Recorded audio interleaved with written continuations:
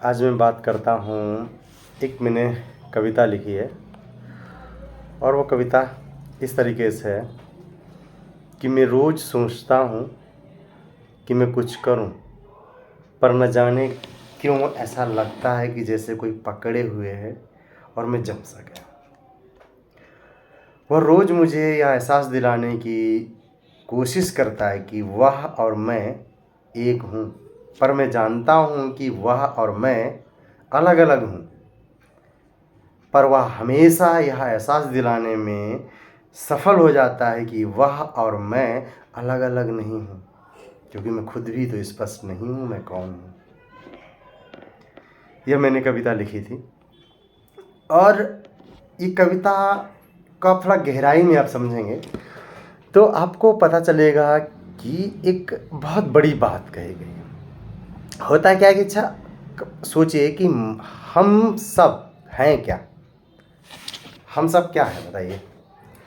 हम सब जो भी हैं वह हमारे अंदर जो हमने व्यक्तित्व का हमने अपने निर्माण किया वही तो हम है।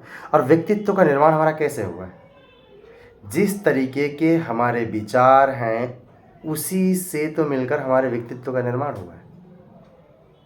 हमारे व्यक्तित्व का निर्माण हुआ और हमने अपने जाने अनजाने या हमारी समझ नहीं थी, थोड़ा पहले छोटा था फिर धीरे धीरे जाने अनजाने किसी तरीके से हमने अपने व्यक्तित्व का निर्माण कर लिया।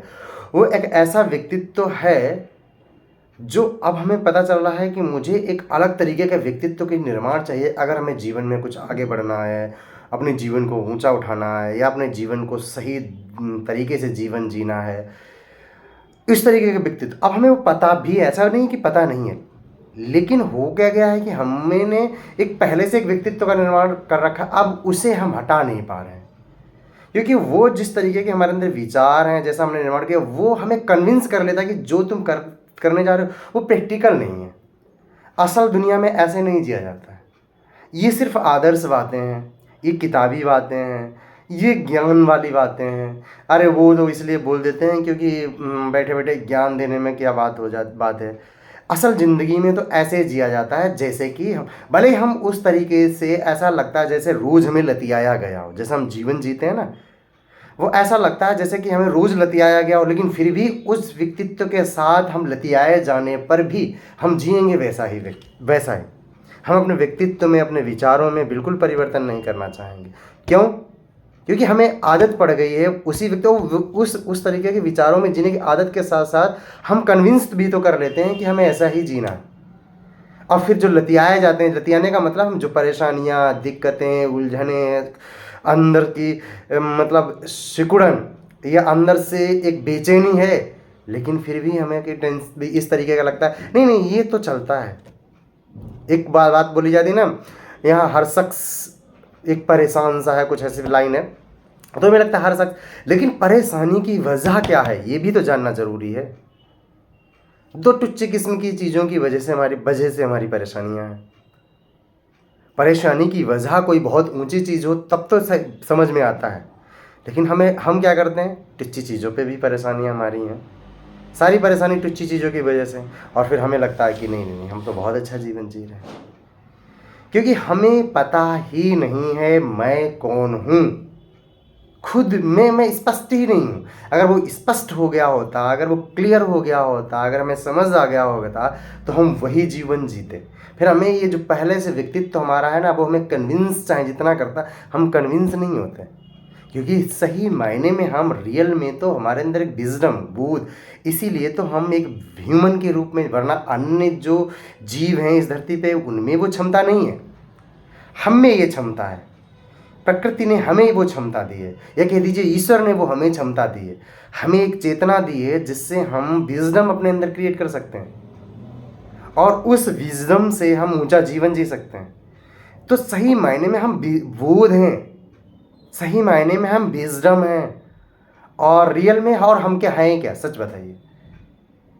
अगर देखा जाए हमारी बॉडी क्या है, 5 एलिमेंट्स, 5 तत्वों से मिलकर बनी, और वो जिस तरीके से बनी है उस तरीके से एक दिन खत्म हो जाएगी, और हम इस कह सकते हैं यूनिवर्स में जो 5 तत्व हैं उनसे हम मिलकर बने, खड़े हुए, और फिर से हम इसी में ख़त्म। लेकिन हम फिर जिंदा क्या, जीवित क्या रह जाएगा, अमर क्या रह जाएगा? बोध।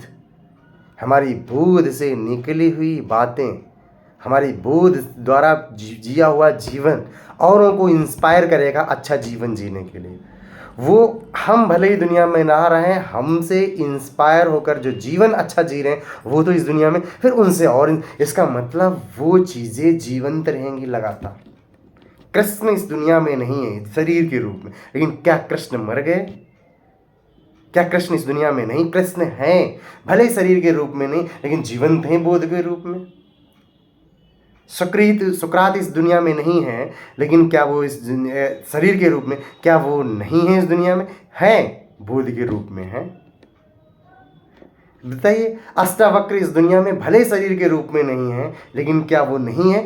हैं, बोध के रूप में है, हमारे सामने है। कितने समय, हजारों सालों से वो चले आ रहे हैं, क्योंकि बोध है वो।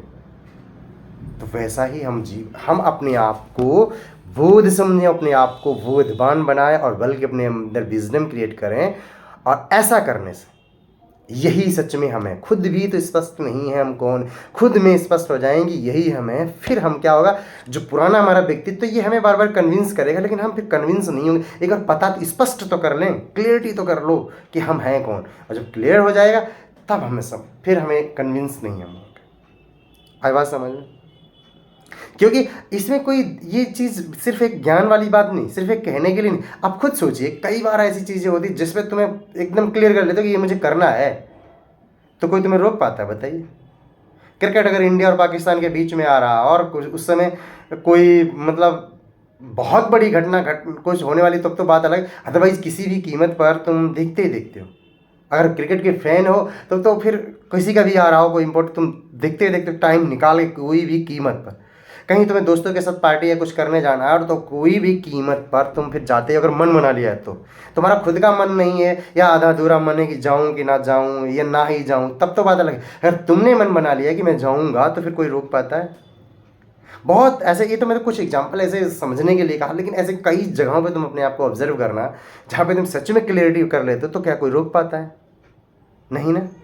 जबकि वो चीज़ें उतनी ऊंची नहीं है, बड़ी नहीं है, लेकिन वहाँ पे तुमने क्लियर कर लिया और उन्होंने तुम्हें रोक नहीं। यहाँ पे फिर कैसे, यहाँ पे कैसे तुम्हें कन्विंस कर लेते हैं पुरानी विचार, गलत विचार, हमारी गलत जीवन जीने की पद्धति, ये कैसे हमें कन्विंस कर लेते? क्योंकि हम जो सही विचार हैं, सही तरीका है, सही जीवन जीने का तरीका, हम उसे मानते ही नहीं है, कि इसे लगता है ये आदर्श से प्रैक्टिकल नहीं है। समस्या है हमारी, हम उसे क्लियर ही नहीं है इस बात को कि ऐसा ही जीवन जिया जा सकता है, ऐसा ही सच में सोचा जा सकता है, ये भी कोई जीवन, इसमें क्लियरिटी ही नहीं। अगर हम क्लियरिटी हो जाए, अगर हम क्लियर कर लें, उसे मान लें, तो सच में हम कर भी लेंगे।